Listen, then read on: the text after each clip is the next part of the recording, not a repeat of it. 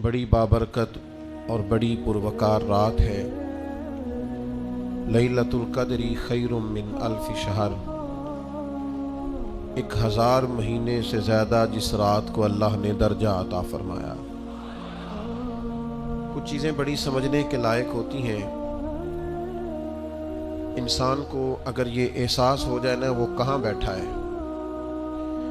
ये एहसास हो जाए किस वक़्त बैठा है, और ये एहसास हो जाए कि किन घड़ियों में बैठा है, तो वैसे ही उसकी तवज्जो इधर उधर नहीं जाती, उसका मिजाज रूहानी हो जाता है। और हमें सबसे ज़्यादा रूहानियत की ज़रूरत है, दिल लगने की ज़रूरत है। एक तो आज रात बड़ी बरकत वाली है, कोशिश फरमाएं कि नीयतें और इरादे दुरुस्त रहें और कुछ पाने का जज्बा तबीयत में पैदा हो। दूसरी बात यह है कि हम ना इस्लाम के मानने वाले हैं। इस्लाम बाकी सारे मज़ाहब से इसलिए मुख्तलिफ है कि इस्लाम रस्म व रिवाज का नाम नहीं। हम ना दीन को इस तरह लेते हैं जिस तरह कोई मखसूस सी रस्म व रिवाज नहीं होता। अब मैं मस्जिद के अंदर तो नहीं ना तुमसे झूठ बोलूँगा, और भाई आपका दीन सिर्फ मस्जिद में ही सच बोलने का नहीं कहता, हर वक्त ही सच बोलने का कहता है। आप सिर्फ रमज़ानुल मुबारक के अंदर ही सदकात व खैरात, इबादत, रियाजत नहीं करेंगे, पूरा साल ही करेंगे। राशन बंडन वाले और लोग को ईदों बाद भी भूख लग दीजिए। इस्लाम मखसूस पूजा पाठ का नाम नहीं कि आप थोड़ी देर के लिए इबादत कर लें, थोड़ी देर के लिए नेक हो जाएं, कुछ मखसूस दिन आए तो उन दिनों में बदल जाएं और बाकी आप अपनी रूटीन जारी रखें। इसका नाम मजहब नहीं। मजहब इस्लाम तो हम वक्त, हर वक्त निगरानी की बात करता है। तो इसको उस तरह का ना बनाएं। आप यकीन करें, बाज़ औक़ात महसूस होता है कि रमज़ान शरीफ आया तो बाद लोग समझते हैं 1 महीना आया है, शायद माज़अल्लाह इसके चंद मखसूस रस्म व रिवाज हैं वो हमने पूरे करने हैं, और उसके बाद फारिग। ये कोई रस्म है? इबादत में और रस्म में फ़र्क होता है। उसकी मानवियत को, उसके हुस्न को तो समझें।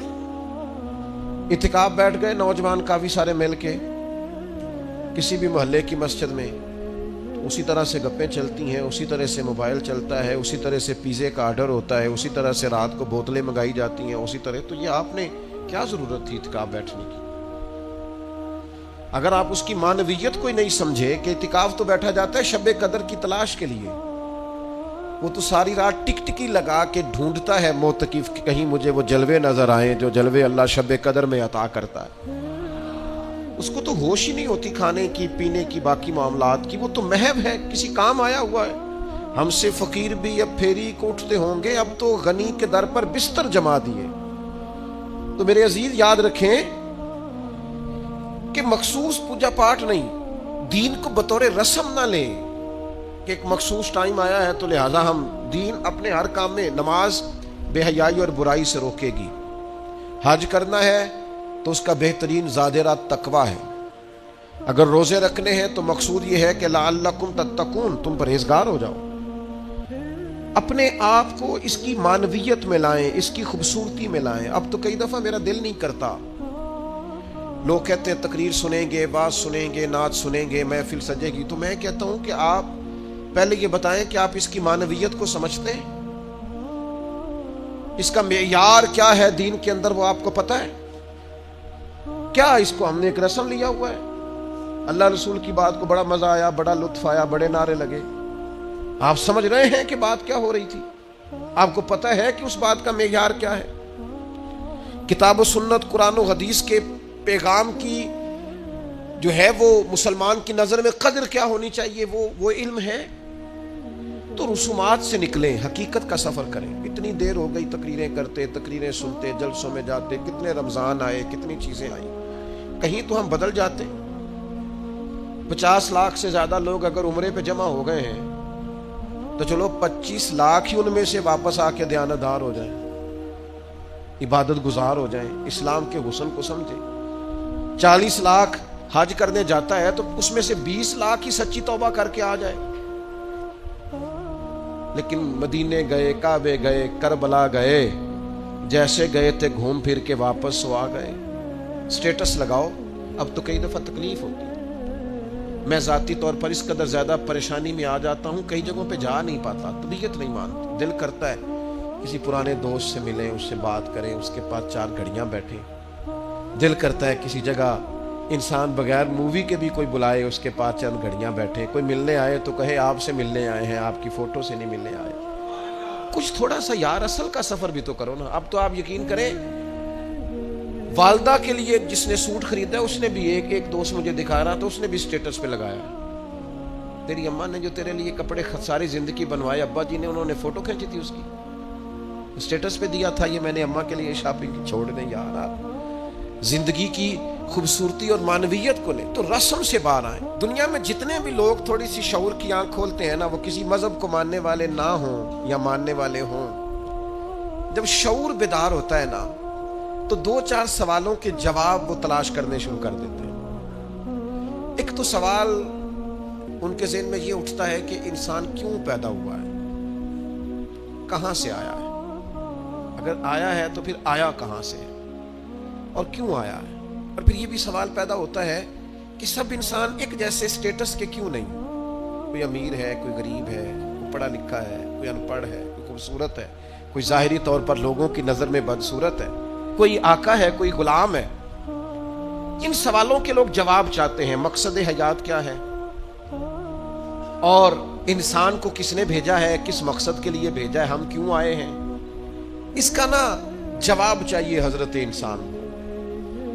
फिर वो ये सवाल मुख्तलिफ लोगों के ज़हनों में घूमा, घूमते घूमते कोई किसी तरफ निकल गया, कोई किसी तरफ निकल गया। एक बड़ा अदीब आदमी था, बड़ा बेहतरीन शायर था, वो कहने लगा असल में ना इंसान एक फूल है, तो बहार का मौसम आता है तो खिल जाता है, जवानी है, सेहत है, तंदुरुस्ती है, फिर खिजा आती है तो आहिस्ता आहिस्ता इसके पत्ते मुरझा जाते हैं, फिर ज्यादा ही पतझड़ आता है तो टूट जाता है, यानी इंतकाल कर जाता है। लिहाजा एक खुशबू है, एक फूल है। उसने भी बात की, चलो ठीक की होगी। फिर एक और शख्स बोला, उसने कहा नहीं नहीं, बुनियादी तौर पर ना पूरी दुनिया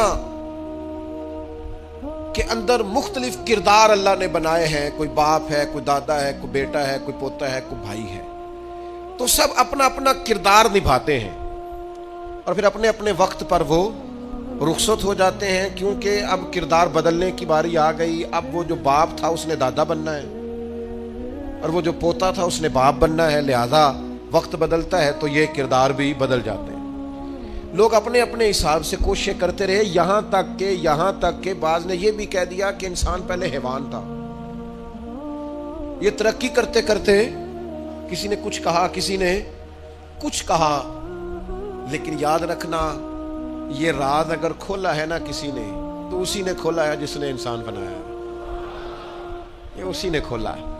जो फलसफियों से खुल ना सका और नुक्तावरों से हल ना हुआ, वो राज एक कमली वाले ने बतला दिया चंद इशारों में। नबी करीम सल्लल्लाहु ताला अलैहि वसल्लम ने वही के जरिए फरमाया, वही के जरिए फरमाया। इधर उधर से क्यों पूछते हो, मुझसे पूछो ना। मैं तुम्हें अल्लाह का कुरान पढ़ पढ़ के बताता हूं कि तुम्हें बनाया किसने। मैं तुम्हें बताता हूं तुम्हें बनाने वाला कौन है। वो कौन है जिसने तुझे बनाया है। हुवल्लज़ी युसव्विरुकुम फिल अरहाम। तू मां के पेट में था, एक नुत्फा था, एक करीम मालिक ने चाहा, फिर उसने मां के पेट में तेरी सूरत बनाई, ये तेरे नक्शो निगार बनाए, उसने तेरे चेहरे को तख्लीक किया, फिर तेरे चेहरे पर उसने आंखें रखी, फिर नाक रखा, फिर होंठ रखे, फिर तुझे बना के ना तो खुद ही फरमाता है लक़द खलक़नल इंसान फी अहसनि तक़वीम। खुद बना के ना खुद फरमाता है कि तहकीक मैंने इंसान को बड़ी ही खूबसूरत साख्त पर पैदा फरमाया। एक मिनट के लिए जरा सोच के देखना कि ये नाक अगर यहां होता तो कितना बुरा लगता, ये होंठ अगर थोड़े से भी नीचे हो जाए तो कितने। बाज लोगों के ना जरा से दांत थोड़े से कभी ऊपर हो जाए ना किसी बीमारी की वजह से भी, तो लोगों को अच्छे लगते। अल्लाह ने जो चीज बनाई है इसे बार बार तोड़ के सजा के नए सिरे से करके देख लो, सोनी उसी तरह ही लगती है जिस तरह मेरे रब ने बना दी है, उसी तरह ही खूबसूरत लगती है। और वो कहता है ये जो तेरा चेहरा है ना, फी अय्यि सूरतिन मा शाअ रक्कबक, ये जो तेरा चेहरा है ना, کسی کا گورا ہے تو کسی کا زیادہ گورا ہے، کسی کا گورا ہے تو کسی کا سانولا ہے، کسی کا رنگ گندمی ہے. یہ بندے کی مرضی پہ نہیں، یہ اللہ کہتا ہے جیسے میں نے چاہا ہے نا. اگر آپ یہ آیت سمجھ جائیں نا تو اپنے آپ سے پیار ہو جائے گا. پھر کالے سیاہ رنگ والا بندہ بھی کہے گا اوہو چہرہ میرا ہے پر چاہت اللہ تعالیٰ کی ہے. پھر تو اپنے آپ سے پیار ہو جائے گا، پھر تو اپنے آپ سے محبت ہو جائے گی. پھر تو انسان کہے گا کہ خدا جانے بلندی ہے کہ پستی، پر جہاں میں ہوں وہاں کوئی نہیں ہے. پھر پیار ہو جائے گا اپنے آپ سے. شرط یہ ہے کہ دیکھو تو صحیح، تو اس کو بنایا ہے اللہ نے، پیدا کیا ہے اللہ نے بنایا. اس سوال کا جواب یہ ہے کہ تجھے اللہ نے بنایا ہے، خود سے نہیں تو بنا، تو کسی کی چاہت ہے، تجھے کسی نے بھیجا ہے. اچھا جی، تو اس نے پیدا کر دیے انسان، تو وہ ایک ان پڑھ رہ گیا ہے. وہ ایک شخص تو ایسا ہے جو بالکل انگوٹھا چھاپ ہے. وہ ایک شخص ایسا ہے جو زندگی میں نانے جویں تک کا محتاج رہا، کوئی خاص مال و دولت نہیں، کچھ بھی نہیں.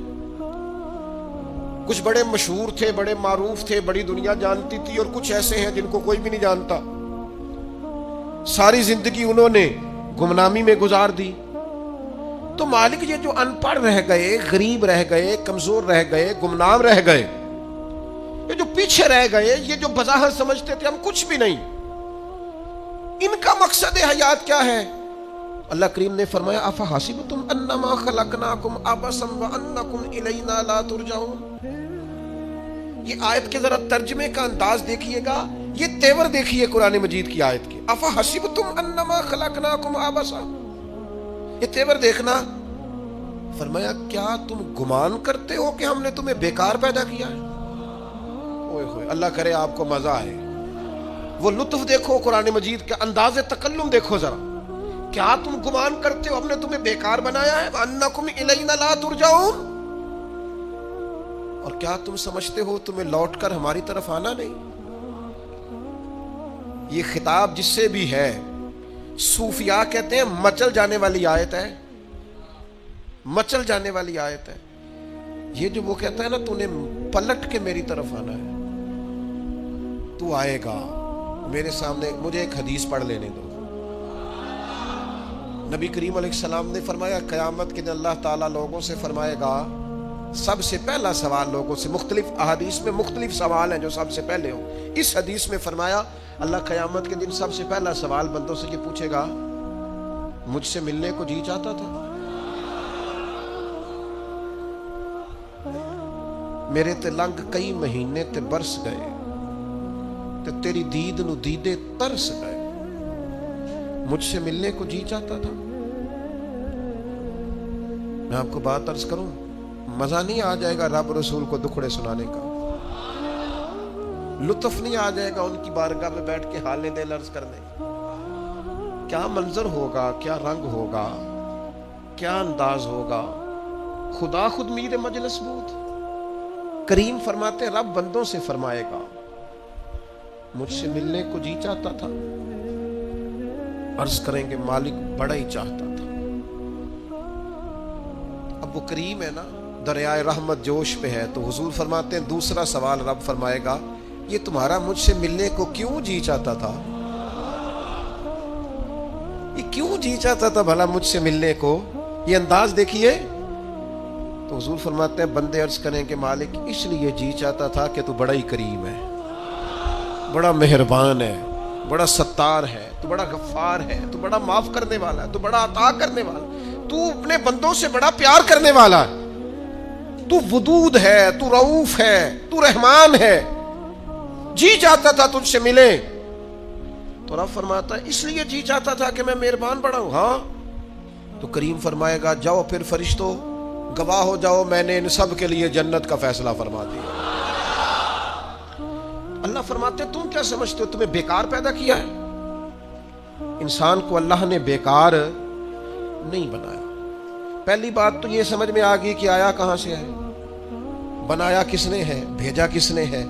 اور پھر بھیجنے والا کہتا ہے میں نے بیکار، ایک ذرہ بھی اللہ نے بیکار نہیں بنایا. ادھر دیکھو میری طرف دوستو،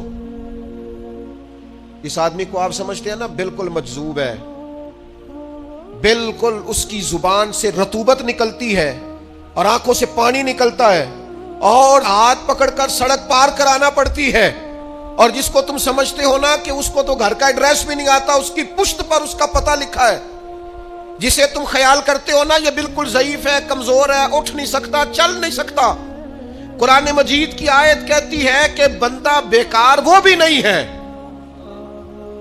تو وہ تو بالکل کسی کام نہیں، وہ تو گھر والے بھی لوگ اس کا مذاق اڑاتے ہیں، کوئی اہمیت نہیں، کوئی پوچھتا نہیں۔ تو یہ کیا ہے؟ پڑھو نا مشکات شریف۔ اللہ کے پیارے حبیب علیہ السلام نے فرمایا یہ جو تمہیں رزق دیا جاتا ہے نا، اور یہ جو تم پر بارشیں برسائی جاتی ہیں، یہ تمہارے ضعیف لوگوں کی برکت سے دیا جاتا ہے۔ میں کسی شخص سے بیزار نہیں ہو سکتا، کیونکہ ایک ذرہ بھی تو بیکار نہیں ہو سکتا، ایک ذرہ بھی تو بیکار نہیں۔ مجھے ایک دوست کی بات نہیں بھولتی، ان کے بیٹے نے آ کے کہا مجھ سے، کہنے لگے ابا جی نو آکھو بڑا دے لیا رشتہ داراں نو تے بڑا ونڈ لیا، او کڑا کو نہ نیکی کردے نے، سوا سائڈ تے ہو کے غیبتاں کردے نے، آنکھوں نے ان بس کرن۔ اور وہ تھوڑے تھوڑے نالاں بھی تھے، چند باتیں اس نے اس طرح کی بتائیں جو واقعہ شکایت والی تھی۔ تو میں نے ان بزرگوں سے کہا، میں کہ باجی منڈا بھی پریشان ہے، گھر دے بھی تو چھڈو، سادہ بندہ ان پڑھ آدمی محنت مزدوری، اتنی پتے کی بات کی؟ کہنے لگا حضرت صاحب پتہ نہیں اللہ کدے صدقے پہ دینا ہے۔ تو مجھے یہ حدیث یاد آئی مشکات شریف کی، حضور فرمانے لگے اللہ تمہارے کمزوروں کی برکت سے تمہیں عطا کرتا ہے۔ کس کی وجہ سے اللہ تمہیں دیتا ہے؟ ضعیفوں کی وجہ سے۔ تو ایک تو کسی چیز کو بھی اللہ تعالیٰ نے بیکار پیدا پھر کس لیے پیدا کیا؟ مقصد حیات کیا ہے اس کو آپ نے سمجھنا ہے۔ فرمایا الذی خلق الموت والحیات لیبلوکم ایکم احسن عملا، ہم نے موت اور حیات اس لیے پیدا کی ہے تاکہ پتہ چلے تم میں بہترین عمل کون کرتا ہے، بہترین عمل کون بندہ کرتا ہے۔ اس مقصد کے لیے موت اور حیات کو پیدا کیا۔ ہم تو کام کرنے آئے بھائی، دنیا میں کام کرنے آئے۔ یہ جو لوگ ویلے بیٹھے ہیں نا، صبح سے شام تک موبائلیں چلا رہے ہیں، آرام کر رہے ہیں، کھانے کھا رہے ہیں، آ رہے ہیں، جا رہے ہیں، یہ لوگ اس مقصد حیات سے غافل ہیں جس مقصد کے لیے بھیجے گئے۔ قرآن مجید کہتا ہے تمہیں اچھے اعمال کے لیے دنیا میں بھیجا ہے، اس مقصد کو تم سمجھو۔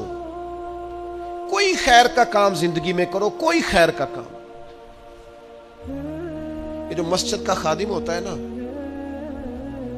اس کے پاس مسجد کی چابیاں ہوتی ہیں، اور مسجد کے خدام اکثر پڑھے لکھے نہیں ہوتے، کم پڑھے لکھے ہوتے ہیں، لہذا یہ ڈیوٹی کرتے ہیں، مسجد میں صفائی کرتے ہیں، جھاڑو دیتے ہیں، ڈیوٹیاں کرتے ہیں۔ لیکن میں آپ سے عرض کروں، بن سنور کے امام صاحب آئے، جناب پگڑی باندھی ہے، جبہ پہنا ہے، آ کے وہ سج گئے، سور گئے، آ کے یوں بیٹھ گئے وہ، لیکن ان امام صاحب کو ان کی بھی بڑی شان ہے، جو نمازی مسجد میں سجدہ کریں گے ان کی بھی بڑی شان ہے، لیکن اس بندے کا مرتبہ آپ سمجھتے ہیں جو سب سے پہلے آیا ہے، جس نے آ کے جھاڑو دیا ہے؟ کہہ لوں میں ایک جملہ، کہہ لوں میں ایک جملہ، ایک بات کہہ لوں وہ والی کہ نبی کریم علیہ السلام نے کنجیاں ساری سیدنا بلال کو دے دی تھی، ڈیوٹی حضرت بلال حبشی کو دے دی۔ میں کہہ لوں یہ اسی رستے پہ ہیں جس رستے پہ سیدنا بلال حبشی تھے، پھر مجھے کہہ لینے دو یہ لفظ، مفتی بن کر، پیر بن کر، مولوی بن کر، مقرر بن کر، صدر بن کر، فلاں بن کے بیٹھے رہو، تمہیں مبارک ہو، تمہاری بڑی شان ہے، پر یہ عظمت صرف سیدنا بلال کی ہے کہ نبی کریم نے فرمایا بلال میں نے معراج کی رات جنت میں بھی تیرے چلنے کی آواز سنی، یہ شان صرف۔ پھر مجھے کہہ لینے دو کمر اچھا ہے، فلک پہ نہ ہلال اچھا ہے، تیری نظر گر بینا ہو تو دونوں سے بلال اچھا ہے۔ آپ سمجھیں اس بات کو؟ کوئی مقصد تو ہے نا میرے بھائی۔ صحیح بخاری میں موجود ہے حضرت بلال مقصد بنا لیا تھا حضور کے دروازے کی نوکری کرنا۔ میں آپ سے عرض کروں اگر کوئی مقصد نہیں نہ بناؤ گے تو زندگی بے چین بے قرار گزرے گی۔ با مقصد لوگوں کی زندگی صحیح گزرتی ہے، با مقصد۔ کوئی ایک نوجوانوں سے بالخصوص کہوں گا یہ کوئی مقصد نہیں ہے، لوگ راضی کرنا، سٹیٹس لگانا، ویوز چیک کرنا، لائکس، کوئی مقصد نہیں، یہ بالکل بیکار کام ہے۔ آپ باصلاحیت ہیں۔ کچھ نوجوانوں کو میں دیکھتا ہوں، مجھے ایسے لگتا ہے یہ نوجوان ایسے ملک اور ملت کو چلا سکتا ہے، کہ کوئی مقصد نہیں ملا, کوئی کام نہیں ہے کرنے, کوئی ڈیوٹی نہیں اپنے ذمے لی, آنا ہے جانا ہے بیٹھنا ہے خوش گپیاں ہیں تبصرے ہیں, یہ کوئی کام نہیں. آپ کا کوئی مقصد حیات ہو, آپ کوئی ڈیوٹی کریں, کوئی کام کریں, کوئی خدمت ہو تو آپ کریں, آپ محسوس کریں گے کہ کچھ برکت ہو گئی ہے. لیکن اگر محمل وقت گزارو گے بیکار ہو جاؤ گے, زنگ لگ جاتا ہے صلاحیتوں کو. میں خود کئی دفعہ اپنے آپ پہ غصہ کرتا ہوں کہ یار یہ 20 منٹ ایسے ہی وقت ضائع ہو گیا. اور پھر ایک اور بات بھی, اس میں عمر کا بھی کوئی لینا دینا نہیں. امام رازی نے لکھا ہے ایک صحابی کے بارے میں حضور نے فرمایا کہ تیرا تھوڑا وقت رہ گیا دنیا سے جانے کا. ظاہر ہے بوڑھے آدمی تھے, یا رسول اللہ پھر مجھے بتائیں کیا کروں؟ تو فرمایا ادھر سے صحیفے اٹھا کے لا, تجھے قرآن پڑھانا شروع کروں, پڑھتا پڑھاتا دنیا سے چلا جا. انہوں نے نہیں کہا یہ عمر نہیں, آپ کے پاس مہینہ ہے, سال ہے, 20 سال ہے, جتنا بھی ٹائم ہے, آج سے کوئی کام شروع کر دیں, کوئی ڈیوٹی کریں. آپ یقین کریں کوئی کام اگر ہم اپنے ذمے لے لیں گے تو ہمارے لیے جینا آسان ہو جائے گا, ہمارے لیے جینا آسان ہو جائے گا. ڈیوٹی لے لیں کوئی, اس کو کریں.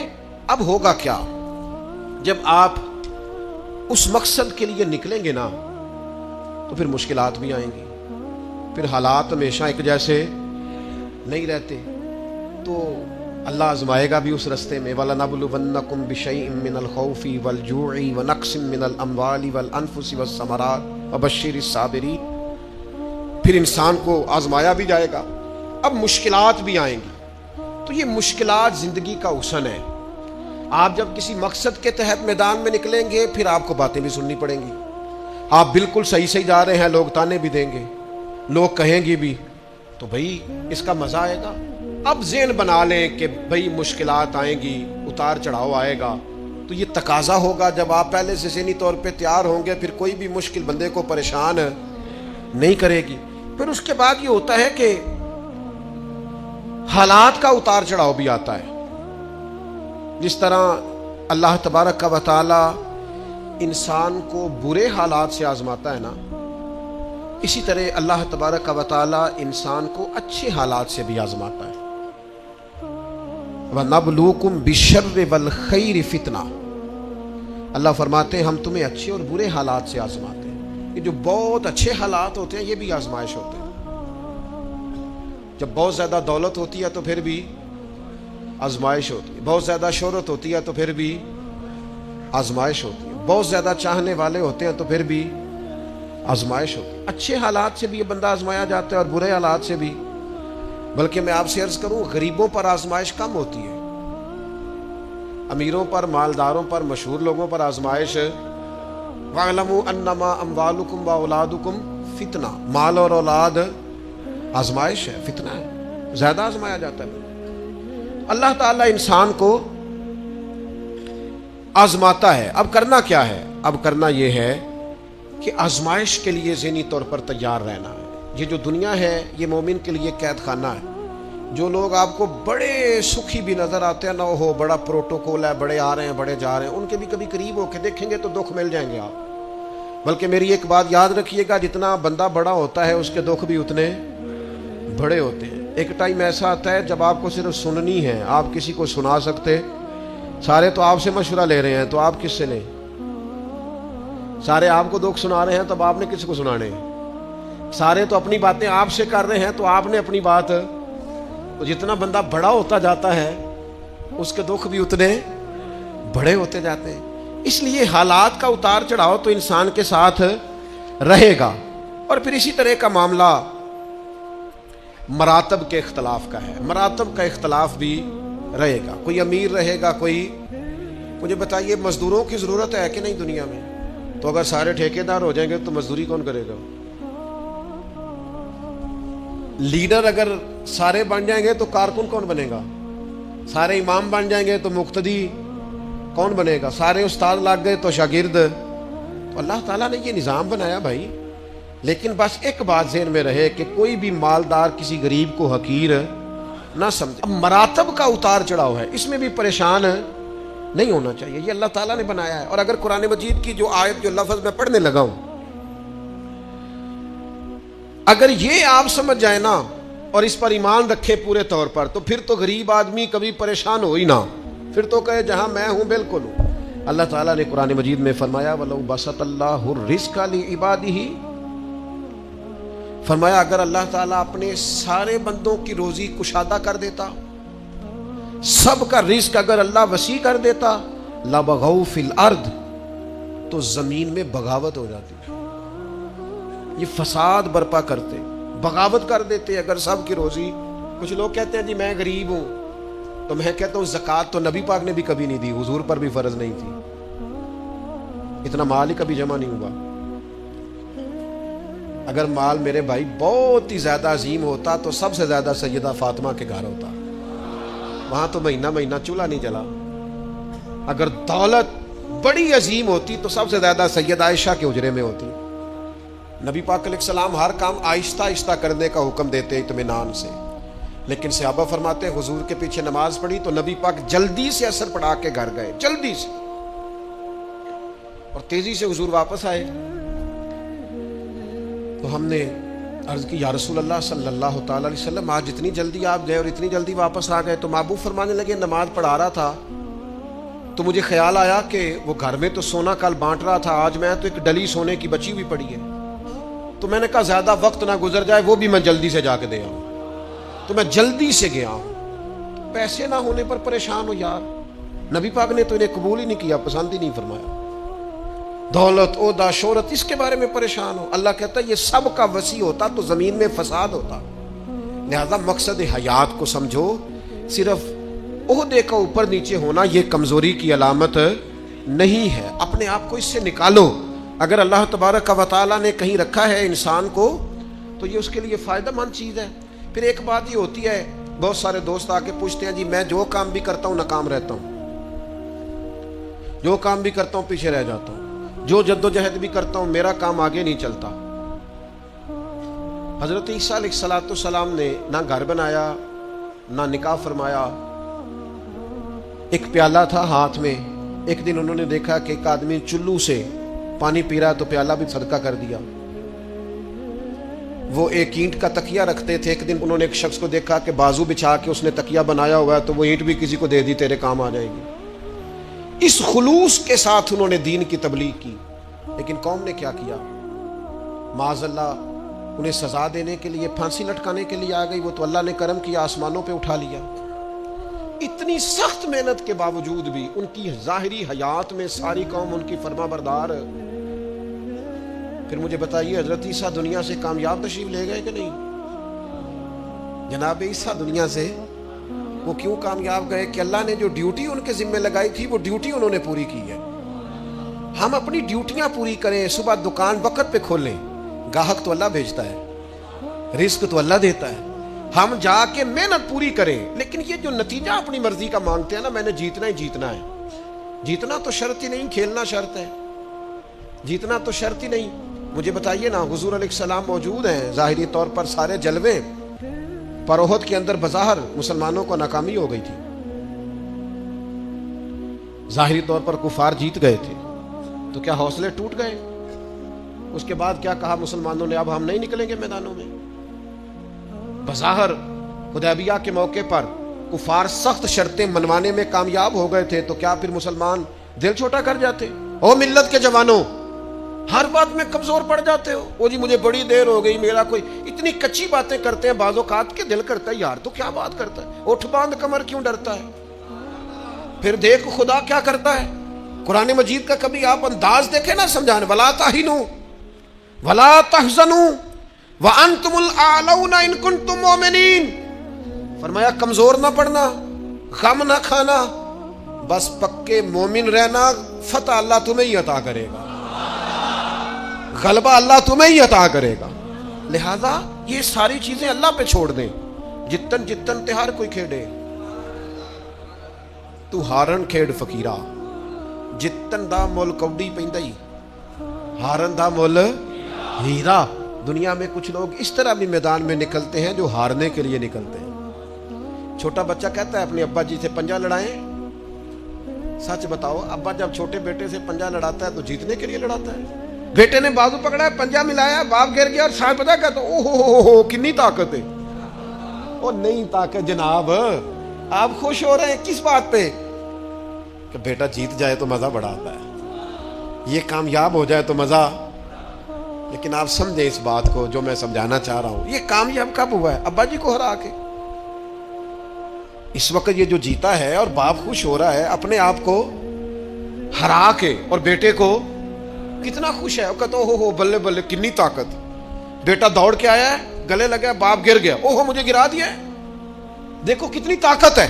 یہ کیوں کہہ رہا ہے؟ حوصلہ افزائی کر رہا ہے. یہ گر گیا ہے اور گر کے راضی ہے، یہ ہار گیا ہے اور ہار کے تاکہ میرا بیٹا جیت جائے. اور یار اگر تو پیچھے رہ گیا ہے تو تھوڑا راضی ہو جا. باقی مسلمان جو آگے نکل گئے تھوڑی دیر کے لیے تو کہنا یار میں پچھلی صف میں ہی صحیح، پر دیکھ تو صحیح میں کتنوں کا پہرے دار ہوں. نبی پاک علیہ السلام نے فرمایا 2 آنکھیں دوزخ میں نہیں جائیں گی. ایک وہ جو اللہ کے خوف سے روئی، اور ایک وہ جس نے اسلامی سرحد پر پہرا دیتے ہوئے جاگ کر رات گزار دی. اس سپاہی کو کوئی نہیں جانتا جو بارڈر پہ کھڑا ہے، لیکن وہ جاگ رہا ہے نا، آنکھ کھلی ہوئی ہے نا، تیرے لیے جاگ رہا ہے، میرے لیے جاگ رہا ہے. وہ چاروں کونوں پہ بارڈروں پہ جو سپاہی کھڑے ہیں وہ تیرے میرے لیے کھڑے ہیں. ان کی آنکھیں جاگتی ہیں تو باقی سارے سوتے ہیں. وہ رات جاگ کے پیچھے رہ کے، وہ عام لوگ ہوتے ہیں، ان کے عہدے بھی کوئی نہیں ہوتے زیادہ، لیکن وہ پیچھے رہ کے بہت ساروں کے محافظ ہوتے ہیں. تو بھائی کچھ نے پیچھے بھی تو رہنا ہوتا ہے نا. سب نے لیڈر نہیں بننا، کچھ نے کارکن بھی بننا ہوتا ہے. حضور جب سفر پہ جاتے تھے تو 1-2 صحابہ کو کہتے تھے تم نے سب سے پیچھے چلنا ہے. کیوں؟ اور میں کوئی بچہ پیچھے رہ گیا، کوئی جانور پیچھے رہ گیا، کوئی سامان پیچھے گر گیا تو ذرا اٹھاتے آنا. تو وہ ہیں سب سے پیچھے، پر کر پھر بھی کوئی ڈیوٹی رہے ہیں. چلو ہم کچھ بندے پیچھے نہ رہ جائیں. جتن جتن ہر کوئی کھیڈے، تو ہارن کھیڈ فقیرہ، جتن دا مل کوڈی پیندائی، ہارن دا مل ہیرا. تو میرے بھائی یہ مراتب میں اگر کمی بیشی ہو جائے تو اس پہ کمزور. ایک خاص چیز آپ سے عرض کرنے لگا ہوں، اور یہ شاید پہلی دفعہ میں ایسا کروں گا. میرا دل کرتا ہے آج میری گزارش ہوگی، میں آپ سے طلب کروں گا مہربانی کریں. آج نہ اپنی زندگی کی پچھلی ساری کوتاہیاں یاد کریں، سستیاں یاد کریں. کہاں کہاں ہم نے جان بوجھ کر اپنی جان پہ ظلم کیا ہے، پیچھے رہ گئے، اس کو یاد کرنا ہے. آج یہ میں نے بھی آج یاد کرنا ہے، آپ نے. اور پھر ایک اور چیز آپ سے مانگنی ہے، یہ آپ نے ضرور کرنا ہے. آج آپ نے پچھلی کوتاہیاں یاد کرنی ہے، اور آج اللہ سے اور اپنے آپ سے ایک وعدہ کرنا ہے کہ مالک ایک زندگی میں ڈیوٹی ہم ضرور کریں گے. وہ چاہے ہم یہ ذہن بنا لیں کہ ہم نے اپنے دوستوں کو نمازی بنانا ہے، یا یہ ذہن بنا لیں او پنڈ دے چ نا بی بی نو طلاق ہو گئی یا خامد فوت ہو گیا تو اس کے والد نے کہا کہ تیرا نہ پھر نکاح کرنا ہے، شادی کرنی ہے. میں کہ نہیں ابا جی عمر نہیں.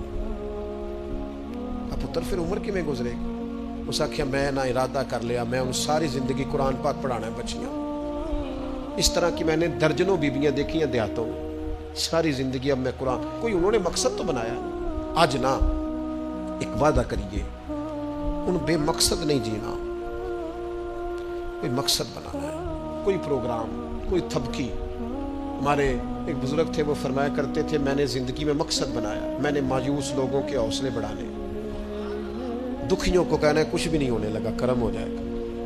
کچھ ارادے نہ کر لیں، کچھ پروگرام نہ بنا لیں، کچھ خیال نہ کر لیں. آج سے کوئی مقصد حیات بنائیں، اس پہ ڈٹ جائیں. اور مقصد کون سے بنانے ہیں؟ جن کا قرآن پاک ٹھیک نہیں آج نیت کریں انشاءاللہ ٹھیک کرنا.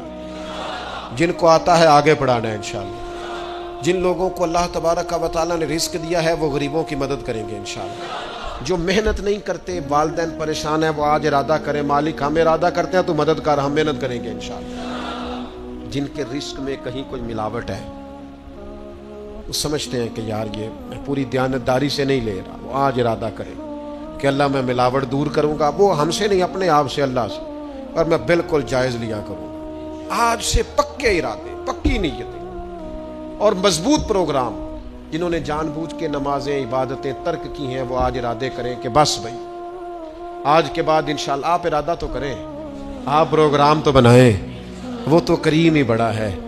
صحیح مسلم میں حدیث ہے، حضور فرماتے ہیں جو بندہ اللہ کی طرف ایک بالشت آتا ہے نا، ایک گٹ، اللہ اس کی طرف پورا ہاتھ آتا ہے. اور فرمایا جو مالک کی طرف چل کے جاتا ہے اللہ کی رحمت اس کی طرف دوڑ کے جاتی ہے.